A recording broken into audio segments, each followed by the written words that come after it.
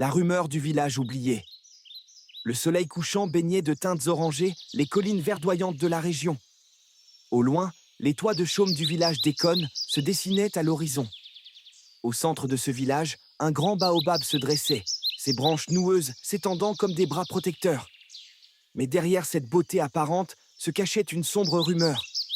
Ekon était un village hanté. Kofi, un jeune homme aux yeux vifs et à l'esprit curieux, avait entendu ces histoires depuis son enfance. Avec ses amis, Ama et Idriss, il décida d'en avoir le cœur net. Ils prirent leurs lampes torches et s'aventurèrent dans le village alors que la nuit tombait. Les maisons en terre semblaient vides, mais une étrange sensation les envahit. Un murmure lointain, comme un chant plaintif, flottait dans l'air. Ils suivirent le son, qui les mena à une clairière où se dressait une vieille case, à moitié effondrée. La case était sombre et silencieuse, mais Kofi sentit une présence. Il avança prudemment, suivi de ses amis. Au centre de la pièce, un feu de camp éteint laissait échapper une légère fumée. Des objets anciens étaient éparpillés, des masques sculptés, des statuettes en bois, des tambours usés. Soudain, un vent froid se leva, faisant vaciller les flammes mourantes. Des ombres dansèrent sur les murs, et le murmure se fit plus fort. Kofi sentit une main glacée se poser sur son épaule.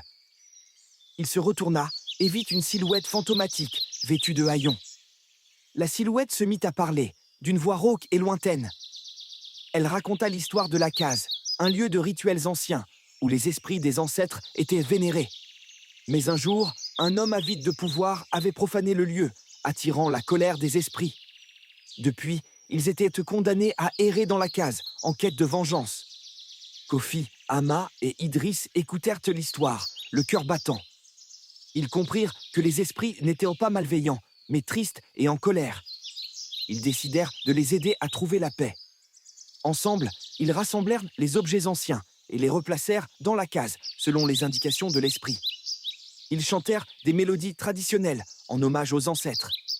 Puis, ils prièrent pour que les esprits trouvent le repos. La silhouette fantomatique les remercia et un sourire triste illumina son visage. Elle s'évanouit lentement, emportant avec elle le murmure et le vent froid. La case retrouva son calme et les ombres disparurent. Kofi, Ama et Idriss sortirent de la case, soulagés et émus. Ils avaient affronté leur peur et découvert la vérité sur le village hanté. Ils savaient que les esprits d'Ekon avaient enfin trouvé la paix et que le village était désormais libéré de sa malédiction.